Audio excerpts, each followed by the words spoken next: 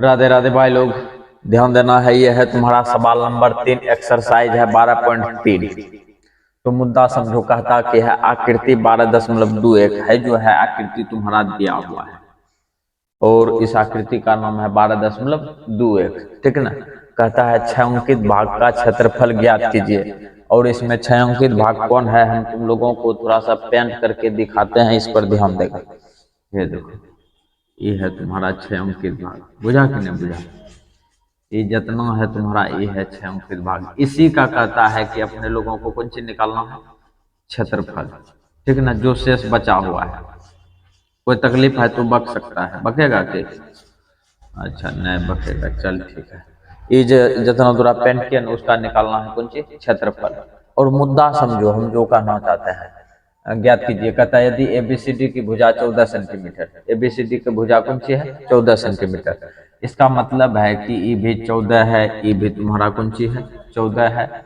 और वर्ग 14 सीएम का वर्ग, ठीक है ना। 14 सीएम का कौन सी है, वर्ग। यानी कि यदि वर्ग बोल रहा है तो वर्ग का सब भुजा आपस में बराबर होता है और प्रत्येक कोण कितने डिग्री का होता है, 90 डिग्री का। वाह, बढ़िया पकड़ता है। सब कोण है तुम्हारा कितने डिग्री का, 90 डिग्री का। ये भी हो गया तुम्हारा 14, ये भी हो गया तुम्हारा कौन चीज, 14, ठीक है ना। बात को समझो। और यहाँ पे कहता है कौन सी, और वहां पे एपीडी, एपीडी देख रहा है ना, आप बीपीसी, बीपीसी दो अर्धवृत्त है। और ये दोनों जो है कौन सी है तुम्हारा, अर्धवृत्त। कोई तकलीफ हुआ कि, अच्छा बात को समझना कि यदि ये अर्धवृत्त है तो इसका मतलब है कि एडी और बीसी दोनों व्यास है। एडी और बीसी कौन सी है, दोनों व्यास है, ठीक है ना। यहाँ पे लिखेंगे कि कौन सी, चूंकि वर्ग की भुजा, वर्ग की भुजा कौन सी है तुम्हारा, 14 सेंटीमीटर, 14 सेंटीमीटर। कोई तकलीफ है तो बोल दो, नहीं सो। वर्ग की भुजा 14 सेंटीमीटर। और यहां लिखेंगे तथा अर्धवृत्त का व्यास, तथा अर्धवृत्त का कौन सी रे, व्यास कितना है, 14 ये है।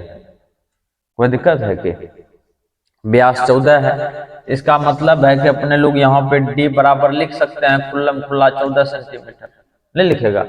और डी बराबर होता है तुम्हारा कितना, 2r। ये हो गया तुम्हारा 14, 2 शतक कितना हो गया, 14। तो r बराबर पता चल गया कितना सेंटीमीटर, 7 सेंटीमीटर। कोई तकलीफ है तो बोल सकता है, नहीं छो तकलीफ। तो ये जो है तुम्हारा, ये यहाँ से यहाँ तक का मान हो गया 7 सेंटीमीटर, यहाँ से यहाँ तक का भी मान कितना सेंटीमीटर, 7 सेंटीमीटर। फाइनल हो गया। अच्छा, अपने लोगों को करना क्या है कि यदि इसका क्षेत्रफल निकालना है तो दो अर्धवृत्त में, फिर से समझो, पूरे वर्ग, ये दोनों अर्धवृत्त है ना, दो अर्धवृत्त को एक साथ कर देना है। दो अर्धवृत्त में, अच्छा वर्ग में दो अर्धवृत्त को घटा लेना। कोई तकलीफ, फिर से समझो। अगर यदि अपने लोग, ये है तुम्हारा वर्ग पूरे आ गया, और इसमें अगर यदि एक वृत्त को घटा देगा तो वो भी हो जाएगा, या तुम दो अर्धवृत्त को घटा देगा तो वो भी हो जाएगा। क्या गो अर्धवृत्त, दो गो अर्धवृत्त। कोई तकलीफ। अगला मुद्दा समझो, एक लाइन में लिखेंगे 9 6 अंकित भाग का क्षेत्रफल, किसका क्षेत्रफल, 6 अंकित भाग का क्षेत्रफल बराबर, लिख दिलिए उनके 6 अंकित भाग का क्षेत्रफल की लिखेंगे, वर्ग का क्षेत्रफल, वर्ग का क्षेत्रफल माइनस 2 गुना 2 अर्धवृत्त का क्षेत्रफल। क्या गो अर्धवृत्त, 2 अर्धवृत्त का क्षेत्रफल, 2 अर्धवृत्त, अर्धवृत्त का क्षेत्रफल। दिक्कत है तो बोल देगा, नहीं तो दिक्कत।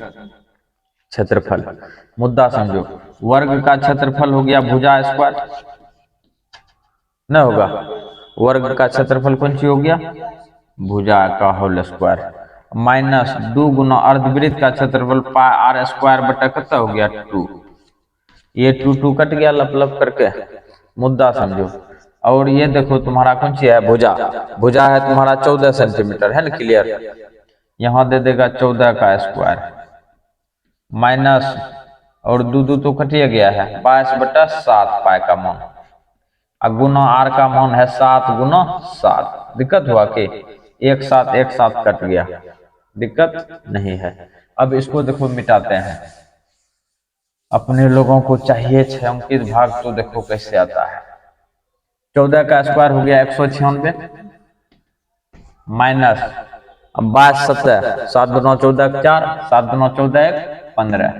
यहाँ देखो 6 में से 4 गया 2, 9 में से 5 गया तो 4, और ये 1 में 1 खत्म।